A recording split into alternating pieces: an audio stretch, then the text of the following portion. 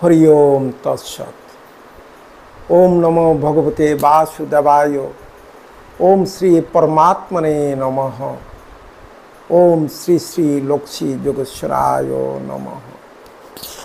আমার পরম আরাধ্য গুরুদেব মহাবতার বাবাজি মহারাজ এবং তার পরম শিষ্য যোগীরাজ শ্যামাচরণ লাহিড়ী বাবাকে স্মরণ করে বিশ্ব শান্তির জন্য, জগতের দেশ ও কল্যাণের জন্য আজ আমি যে বিষয়টা নিয়ে আলোচনা করতে যাচ্ছি সেটা হলো ক্রিয়াযোগ। তো এই আমার নাম হলো ক্রিয়াযোগাচার্য প্রবীরানন্দ বাবাজি। দীর্ঘদিন ধরে আমি এই ক্রিয়াযোগ প্র্যাকটিস করছি এবং এই ক্রিয়াযোগের অনুপ্রেরণা আমি আমার ফাদার মাদার থেকে পেয়েছি এবং আমার পরিবারে আমার ঠাকুরদা ঠাকুরমাও এই ক্রিয়াযোগের অনুসারে। তো এই ক্রিয়াযোগের প্রবক্তা হলেন মহাবতার বাবাজি মহারাজ। আপনারা নিশ্চয়ই জানেন, যিনি প্রথমে 1861 খ্রিস্টাব্দে দুনাগিরি পর্বতে যোগীরাজ শ্যামাচরণ লাহিড়ী বাবাকে ডেকে এনে গুহার মধ্যে দীক্ষা দিয়েছিল। সে ক্রিয়াযোগ আপনারা জানেন। What is Kriya Yoga? Kriya Yoga is the scientific technique of God realization by the process of ষটচক্র সাধনা। তো সেই ষটচক্র আপনারা নিশ্চয়ই জানেন। মূলাধার, স্বাধিষ্ঠান, মণিপুর, অনাহত, বিশুদ্ধ, আজ্ঞা, তারপর সহস্রা। এইভাবে ক্রিয়াযোগের মাধ্যমে মানুষ পৃথিবীতে শান্তি লাভ করতে পারে। আমাদের মন হলো সবসময় চঞ্চল। আমরা শ্রীমদ্ ভগবদ্ গীতার 2য় অধ্যায়ে আমরা দেখতে পাই অর্জুন শ্রীকৃষ্ণকে জিজ্ঞেস করছে যে স্থিতপ্রজ্ঞ ব্যক্তির লক্ষণগুলি কি কি। স্থিতপ্রজ্ঞশাকা ভাষা সমাধিস্থ কেশব স্থিত দি কিং প্রবাসে কিমাসিত ব্রজেত কিম। শ্রী ভগবানু বাচ প্রজাতি অদাকামান সর্বান পার্থ মনগতান আত্মনে বাত্মনে তুষ্ট স্থিত প্রজ্ঞস্ত দোচ্যতে দুঃখেষু বিঘ্নমনা সুখেষু বিগত স্প্রিয় বিতরাগ বয়ক্রোধ স্থিত ধি মুনিরোচ্যতে য় সর্বত্রান ভি স্নেহস্তত্তাৎ প্রাপ্য শুভাশুভাম নাভিনন্দবিন দেশটি তৈস্য প্রজ্ঞা প্রতিষ্ঠিতা। শেষে ভগবান শ্রীকৃষ্ণ অর্জুনকে বলছেন, এসা ব্রাহ্মী স্থিতি পার্থ নৈনাং প্রাপ্য বিমুজ্যতি স্থিতা সামন্ত কালোপি ব্রহ্ম নির্বাণ মৃচ্যুতি। ভগবান শ্রীকৃষ্ণ অর্জুনকে বলছেন, এই হলো ব্রহ্মপ্রাপ্ত পুরুষের স্থিতি। এই অবস্থা প্রাপ্ত হলে তিনি কখনো মোহগ্রস্ত হন না। অন্তিম সময়ে যিনি ব্রাহ্মী স্থিতি লাভ করেন তিনি ব্রহ্মানন্দ লাভ করে থাকেন। তাহলে এই স্থিতপ্রজ্ঞ ব্যক্তি তিনি হতে পারেন যিনি ক্রিয়াযোগ সাধনার মাধ্যমে মনকে, চঞ্চল মনকে স্থিরভাবে আনতে পেরেছে। তাহলে ক্রিয়াযোগের গুরুত্ব এখানে অপরিসীম। আমি সেই ক্রিয়াযোগের প্রবক্তা মহাবতার বাবাজি মহারাজের কিভাবে দেখা পেয়েছিলাম আমি এখানে শুধু এই জিনিসটা একটু উল্লেখ করি।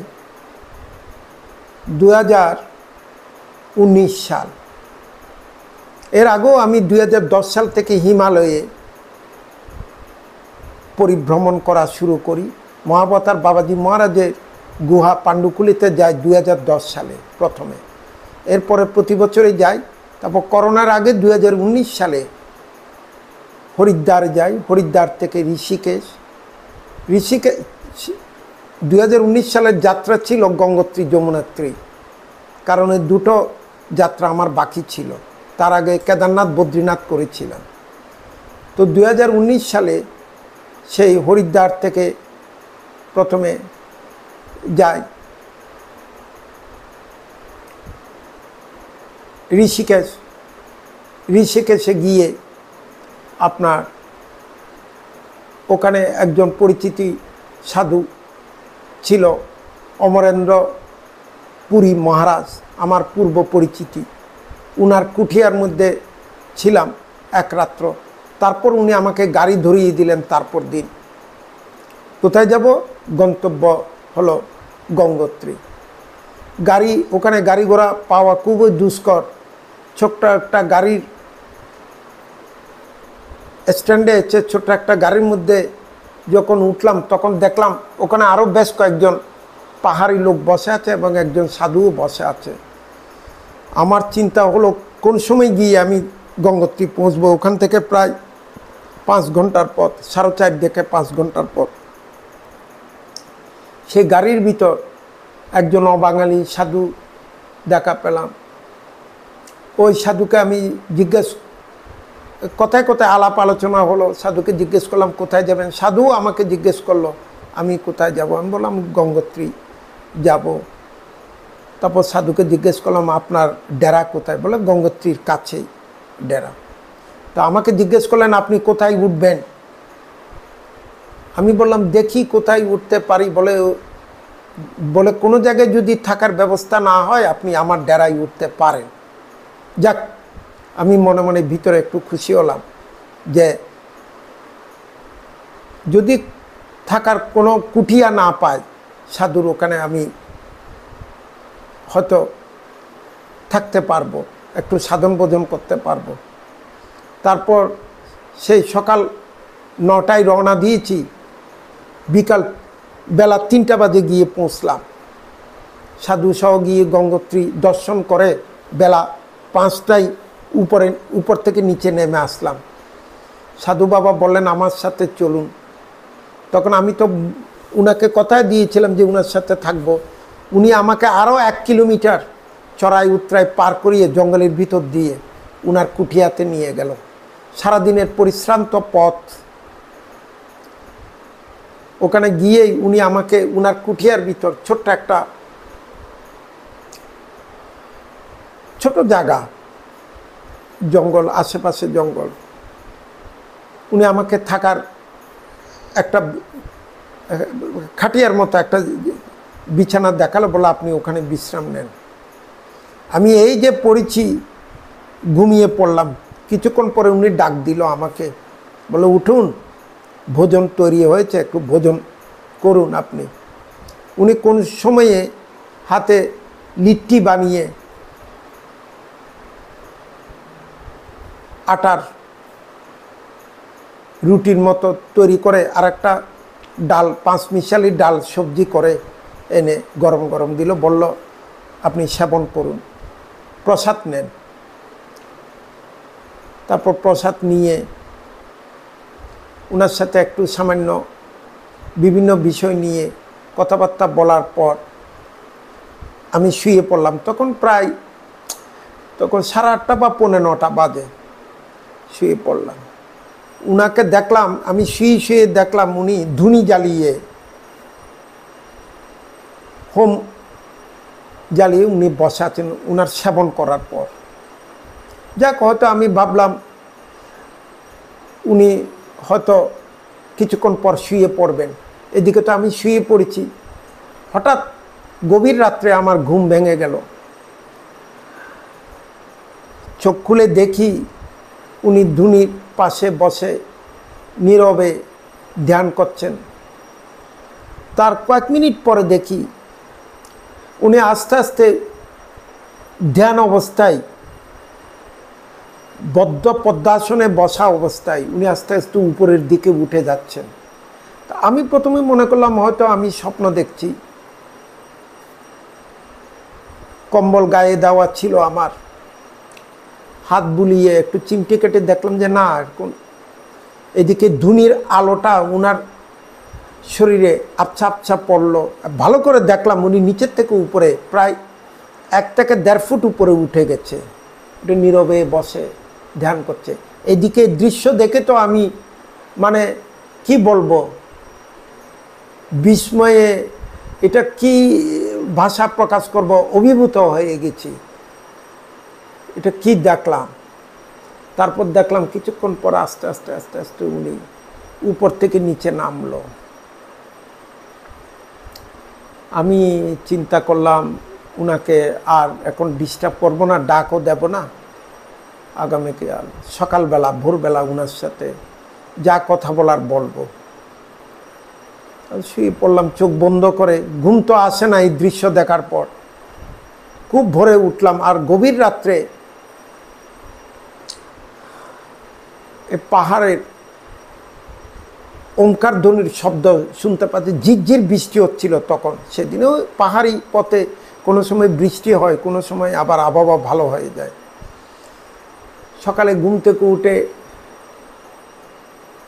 প্রাতকৃত্যাদি শেষ করে এসে বসলাম। তখন উনি ধুনির পাশে বসে আছে। খুব ভোর, তখন মনে হয় 4:45 বা 5টা হবে। উনার কাছে গিয়ে বসলাম। উনি ধ্যান ভঙ্গ করে আমাকে জিজ্ঞেস করলো হিন্দিতে, কি বেটা, রাত্রিবেলা তোমার কোনো দীক্ষাত অসুবিধা হয়নি তো? আমি বললাম, না বাবাজি, কোনো অসুবিধা হয়নি আমার। বলে, ঘুম ঠিক মতো হয়েছে? আমাকে হয়েছে। তখন আমি জিজ্ঞেস করলাম, কথাটা তুললাম, আমি কই বাবাজি আপনি কি, আমি তখনও পর্যন্ত বিশ্বাস করতে পারছি না উনি কোন কোন বাবাজি, কারণ হিমালয়ের মধ্যে অনেক সাধু সন্তদেরকে বাবাজি বলে আখ্যায়িত করা হয়। আমি উনাকে বললাম যে বাবাজি আপনি কি জ্ঞানগঞ্জে, তিব্বত সাংগ্রিলা জ্ঞানগঞ্জে গেছেন? তখন উনি উল্টা আমাকে বলছে, বলে বেটা তুমি কি বিশ্বাস করতে পারছো না? কথাটাকে ঘুরিয়ে উনি আমাকে বলছে যে আমি হলাম বাবাজি, আমি জ্ঞানগঞ্জ থেকে এসেছি। আমি উনার এই কথা শুনে আরও বিস্ময়ে অভিভূত হয়ে গেলাম। তো বললাম, বাবাজি তা আপনি তো অনেক বছর আগে 2007 সালে আপনি তো আমার আশ্রমে গেছিলেন। বলে, জরুর, হ্যাঁ হ্যাঁ আমি গিয়েছিলাম। তো বাবাজি আপনি তো আমাকে না জানিয়ে আপনি চলে আসছেন। বলে, ওই কথা থাক, এখন তুমি কি করছো? আমি কই, বাবাজি এটা তো আপনি সব কিছুই জানেন। বলে, দেখো তোমার কাজ তুমি করতে থাকো। তা আমি বললাম, বাবাজি আপনি কি দ্বিতীয়বার আমার এখানে আসবেন না? আশীর্বাদ পদধূলি দেবেন না? বলে, তোমার কাজ তুমি করতে থাকো, যখন আমার সময় হবে আমি আসব। ক্রিয়াযোগ প্রচার করো এবং গীতা প্রচার করতে থাকো। ক্রিয়াযোগ এবং গীতা, এই দুটো কথা উনি বলেছিলেন। তোমার কাজ তুমি চালাতে থাকো, যখন আমার সময় হবে তখন দেখা যাবে। এই কথাটা বলল, এখন তো বেলা হয়েছে, তোমার তো পরিক্রমার জন্য তুমি এসেছ, তুমি কোথায় যাবে? সকালে সকালে তুমি রওনা হও। তাড়াতাড়ি ঘড়িটা বের করে দেখলাম তখন সকাল 7টা বাজে। উনি আমাকে কিছু শুকনো প্রসাদ দিল, দিয়ে উনার কাছ থেকে আমি বিদায় নিয়ে আসলাম। আর মনে মনে ভাবছি উনার কাছে আবার কবে আসব। উনি পাহাড়ের উপরে দাঁড়িয়ে আমাকে বিদায় দিল, বলো হর হর মহাদেব শিব শম্ভ, হাত নাড়িয়ে বিদায় দিল। আমি উপর থেকে নিচে নেমে এসে আমি আমার গন্তব্যের পথে চললাম। আরেকটা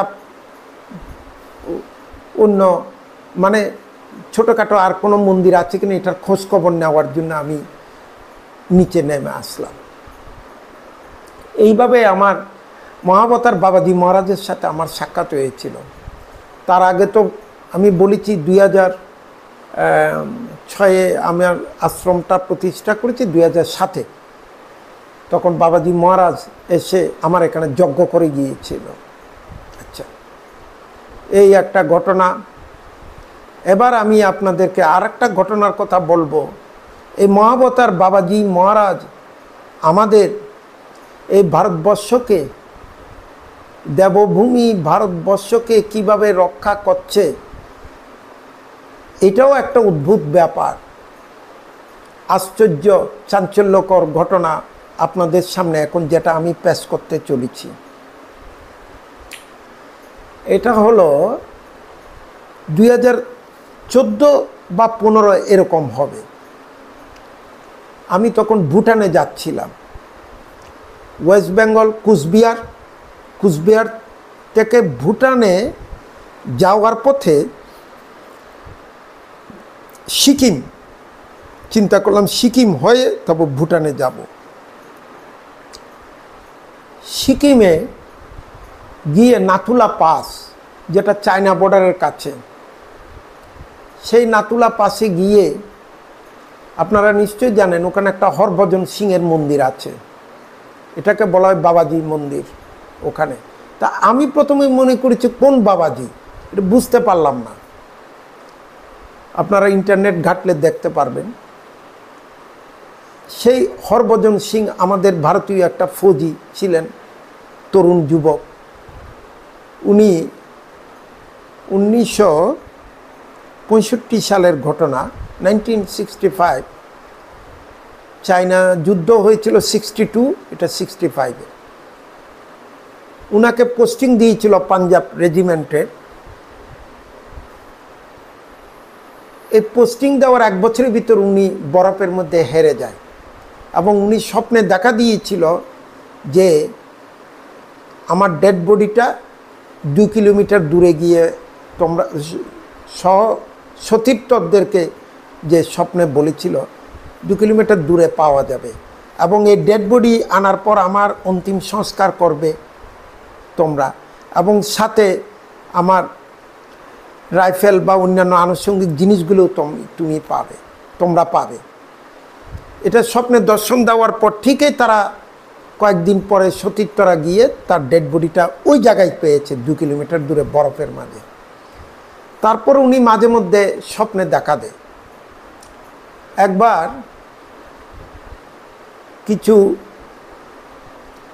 কয়েকজন সৈনিক, প্রচণ্ড ঠান্ডা, বরফের মধ্যে ডিউটি দিচ্ছে আমাদের ভারতীয় সৈন্য, তখন ডিউটি দিতে দিতে ঝিমুনি,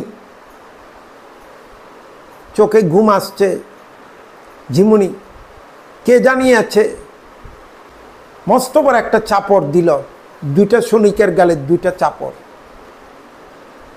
তাদের তো ঘুম ভেঙে গেল। চোখ খুলে দেখে দূরে একজন আফসা, বায়বীয় অবস্থা, এটা মানুষের মতো দূরে দাঁড়িয়ে আছে এবং উনি বলছে, তোমরা কি করছো? দেশ রক্ষার কাজে তোমরা এখানে এসেছো, কিন্তু তোমরা দেশ রক্ষা ডিউটি ঠিকমতো না দিয়ে তোমরা এখানে ঘুমাচ্ছ কেন? যাও ঠিকমতো ডিউটি দাও। এরা তো এই ঘটনাটা দেখে প্রথমে খুব ভয় পেয়ে গেছে। তারপর স্বাভাবিক কিছুদিন এভাবে চলল। এভাবে চলতে চলতে প্রথমে তারা এটা কোনো আমল দেয়নি, মনে করেছে এটা অন্য কোনো কিছু হবে। তারপর আরও কিছুদিন পরে ভারতীয় সৈন্যরা দেখে, এটা বেশ কয়েকবার দেখতে পেয়েছে, চায়না বর্ডারের কাছে সাদা ঘোড়ায় চড়ে কে যেন গভীর রাত্রে চলে যায়, চলে গিয়ে আবার আসে। তারা মনে করেছে তো চাইনিজ সৈন্যরা এরকম করে। এনিওয়ে, কিছুদিন পরে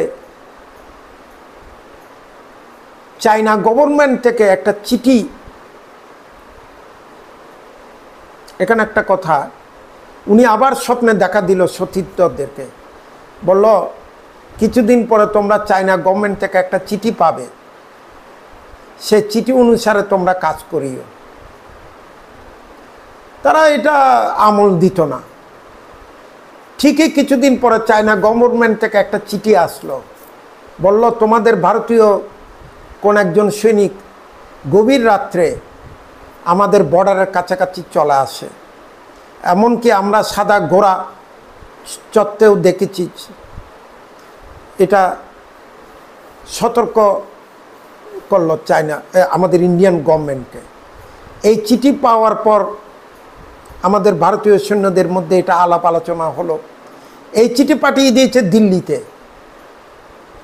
দিল্লির তারা এসে এখানে সিকিমে এসে তারা এটা বৈঠক করলো, সবার সাথে কথাবার্তা বলল। ওই যে বিগত কয়েক বছর ধরে যে ঘটনাগুলি ঘটছে সমস্ত কথাগুলি তারা এটা পুঙ্খানুপুঙ্খরূপে আলোচনা করার পর তারা বুঝতে পারল হরভজন সিং যে দেহ রেখেছে উনার আত্মা এখনও দেশ রক্ষার কাজে ডিউটি দিয়ে যাচ্ছে। তখন ইন্ডিয়ান গভর্নমেন্টের তরফ থেকে উনার নামে একটা মন্দির তৈরি করা হলো। মন্দিরের নাম বাবাজি মন্দির। এখন কথা হলো চায়না গভর্নমেন্ট অর্থাৎ ওপারের চীনা সৈন্যরাও মনে করে যে ভারতীয় একজন পবিত্র আত্মা এখনও এই কাজ করে যাচ্ছে, অর্থাৎ ডিউটি দিচ্ছে দেশ রক্ষার কাজে। এখনও কোনো যখন দুই দেশের মধ্যে ফ্ল্যাগ মিটিং হয়, হরভজন সিংয়ের নামে একটা সিট খালি রাখা হয়। ওরা বিশ্বাস করে এই মিটিংয়ের মধ্যে হরভজন সিং এসে বসে থাকেন এবং মালা টালা দিয়ে এটাকে শ্রদ্ধা জানানো হয়। দুই দেশের এই মিটিংয়ের মধ্যে এই অদ্ভুত দৃশ্য যারা দেখেছে তারা বলছে। শুধু তাই না, উনি তো ইয়ং অবস্থায় দেহ রেখেছিল। আজকে যদি উনি বেঁচে থাকতো এতদিনে তো উনি 30-32 বছর পর রিটায়ার করত। ভারত গভর্নমেন্ট, ইন্ডিয়ান গভর্নমেন্ট উনার নামে পেনশন চালু করেছে মৃত ব্যক্তির নামে। এটা একটা আশ্চর্যের ব্যাপার। এই পেনশন মৃত ব্যক্তির নামে তো পেনশন হয় না, এই পেনশন উনার পরিবার পাঞ্জাব তারা এটা পায়। শুধু তাই না, প্রতি বছর ফৌজিরা যেমন একটা ছুটি পায় বছরে,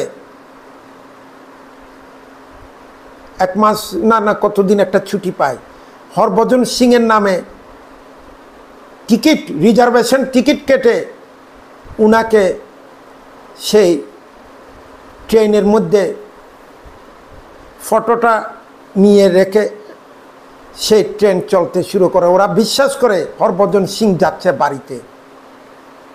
এবং বাড়ি পাঞ্জাবে যখন এই ট্রেন গিয়ে দাঁড়ায়, স্টেশন থেকে নামার পর শত শত লোক, গ্রামের লোকেরা এসে হরভজন সিংকে নিয়ে যায় বাড়িতে। ওনার মালপত্র বাক্স তোরঙ্গ নিয়ে বাড়িতে পৌঁছায়। মানে একটা জীবিত সৈনিক যেভাবে বাড়িতে যায়, আবার ছুটি শেষ হওয়ার পর ইন্ডিয়ান গভর্নমেন্ট রিজার্ভেশন টিকিট করে উনাকে নিয়ে আসে। এবং উনার যে মন্দির করা হয়েছে, আমি শুধু সেই জিনিসটাই দেখতে গেলাম। এই রাত্রিবেলা উনি এখনও আমাদের ডিউটি দেয় চায়না বর্ডারে। কীরকম ডিউটি দেয়? ইন্ডিয়ান গভর্নমেন্টের তরফ থেকে 2 বেলা বা যখন টিফিনের সময় টিফিন, 2 বেলা ভাত ওনার থালা দেওয়া হয় ওনার ঘরের মধ্যে। ওনার ঘরের মধ্যে সমস্ত কিছু সাজিয়ে রাখা হয়েছে মিউজিয়ামের মতো। এবং দেখেছে অনেক রাত্রিবেলা উনি যখন বেরিয়ে যায় ডিউটি দেওয়ার পর, গভীর রাত্রে ওনার জুতার ছাপ সেই ঘরের মধ্যে দেখা যায়। এবং ওনার বিছানাপত্র সব একটু উলট পালট অবস্থায় উনি এসে যে বিশ্রাম নেয়। তাহলে এই জিনিসটা করে কে? আমরা হিন্দু ধর্ম সনাতন হিন্দু ধর্মেরা বিশ্বাস করি আত্মা অমর, আত্মার কোনো মৃত্যু নাই। ভগবান শ্রীকৃষ্ণ 2য় অধ্যায় সাংখ্যযোগে বলেছে, নৈনং ছিন্দন্তি শস্ত্রাণি নৈনং দহতি পাবক ন চৈনং ক্লাদান্তপন শোষেতে মারুত। আবার বলছেন, ওম বাসাংসি জিন্নানি যথা বিহাই নবানি গৃহ্ণাতি নরপরাণী তথা শরীরানি বিহাই জিন্না নন্যানি সংজাতি নবানি দেহি। বলছে মানুষ পুরাতন বস্ত্র ত্যাগ করে যেমন নূতন বস্ত্র পরিধান করে, তেমনি আত্মাও দেহ ছাড়ার পর আরেক দেহে গমন করে। এই যে উনার সেই পবিত্র আত্মাটুকু এখনও দেশ রক্ষার কাজে ডিউটি দিয়ে যাচ্ছে। এখন এখানে কোয়েশ্চেন হলো, এটাও তো একটা রহস্য, এই কাজটা উনি করছে কিভাবে? আমার মনের ভিতর একটা প্রশ্ন জেগেছে এবং ওনার সম্বন্ধে আগে বইও পড়েছিলাম আমি। সেই যে কয়েকদিন আমি সিকিমে ছিলাম, গ্যাংটক, এই বিভিন্ন জায়গায় খোঁজখবর নিয়ে জানতে পারলাম একজন মস্ত বড় সাধু, উনার ভিতরে প্রেরণা জাগিয়ে, স্পিরিট জাগিয়ে উনাকে দেশ রক্ষার কাজে কাজ চালিয়ে যাচ্ছে। সেই মহাপুরুষটার নাম কি সেটা অনেকের কাছ থেকে আমি জিজ্ঞেস করেছি। অনেকেই বলল বাবাজি বাবাজি বাবাজি মহারাজ। আমি আবার তাদেরকে জিজ্ঞেস করেছি মহাবতার বাবাজি মহারাজ কি? বলে ঠিক। তাহলে এই দেখুন, শুধু হরভজন সিং না, এরকম ভারতের মধ্যে আরও কয়েকটা, আরেকটা হলো কোথায় দেখেছি, এটা অরুণাচল প্রদেশে, ওখানেও এরকম আরেকজনের মন্দির আছে। এরকম ভারতবর্ষে বেশ কয়েকজন সৈনিকের কাহিনী আমরা জানতে পাই। অতএব এই কাজগুলি মহাবতার বাবাজি মহারাজ আমাদের পবিত্র মাতৃভূমি ভারতবর্ষকে রক্ষার জন্য কাজ করে যাচ্ছে, এটা আমি দৃঢ়ভাবে বিশ্বাস করি।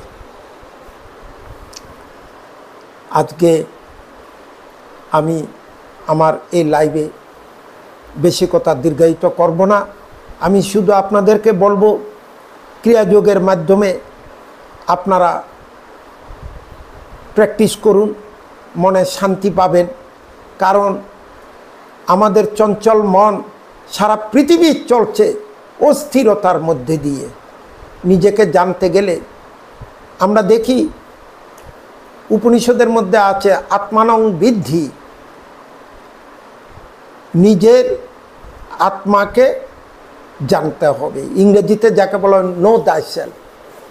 তাহলে নিজেকে জানতে গেলে আমাকে সেই পথে আসতে হবে, সে ক্রিয়াযোগ, সে ধ্যান যোগের মাধ্যমে আমরা শান্তি লাভ করতে পারবো। আর এছাড়া যতই টাকা পয়সা রোজগার করি, যতই কিছু করি, আমরা মনে শান্তি পাবো না। ওই যে শঙ্করাচার্যের কথা, পুনরূপী জননং পুনরূপী মরণম পুনরূপী জননী জঠরে শয়নম ইয় সংসারে খোলু দুস্তরে কৃপয়া পারে পাহি মুরারে। পুনরূপী জননং, একবার জন্মগ্রহণ করব, আরেকবার মরব, মরার পর আবার জন্মগ্রহণ করব, আবার মরব। এইভাবে সাইকেল কোটারে ঘুরতে থাকবো, মুক্তি হবে না। সে মুক্তির একমাত্র পথ হলো ক্রিয়াযোগ। অতএব সবাইকে আমি অনুরোধ করব, আপনারা সবাই ধ্যান যোগ প্র্যাকটিস করুন। নিজে অন্ততপক্ষে কিছুক্ষণ নীরবে বসে এই প্র্যাকটিসটুকু করুন। এটাতে আপনাদের সবার ভালো লাগলে পরবর্তী আরও কিছু জানার জন্য তখন আপনাদের মনে যখন কোয়েশ্চেন জাগবে তখন আপনারা প্রশ্ন করবেন। আগে শুধু নীরবে বসার প্র্যাকটিসটুকু করুন। সকালে 10 মিনিট, দুপুরে 10 মিনিট, রাত্রে 10 মিনিট বা সন্ধ্যায় 10 মিনিট। মুসলিমরা 5 ওয়াক্ত নামাজ পড়ে, 5 বার নামাজ পড়বে। একটা বাচ্চা বাচ্চা ছেলে, সেও মসজিদে দৌড়বে। শ্যামাচরণ লাহিড়ী বাবা বলেছে যে তোমরা 5 বার মুসলিমরা যখন নামাজ পড়ে তোমরা 3 বার অন্ততপক্ষে কমপক্ষে 3 বার তোমরা ধ্যানে বসো। অতএব এই ধ্যানের মাধ্যমেই আমরা শান্তি লাভ করতে পারবো। ওম সর্বে ভবন্তু সুখিনা, সর্বে সন্তু নিরাময়া, সর্বে ভদ্রাণি পশ্যন্তি, মা কশ্চিৎ দুঃখভাগ ভবেৎ। Be happy everybody, be everybody free from disease, let everybody good see, nobody shall suffer misery.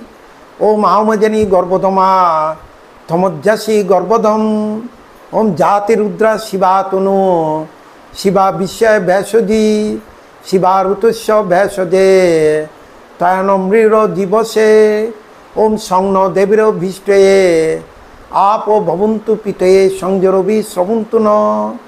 ओम नमस्ते रुद्रमन्यव उतते शुभे नम बाहुभ्यम उतते नम। ओम दो शांति, पृथ्वी शांति, अंतरिक्ष शांति, आप शांति, ओम औषधाय शांति, ओम वनस्पत शांतिर्विषे देवा शांति, ब्रह्म शांति, सर्वं शांति, शांति रे शांति, सा मा शांति रेधि।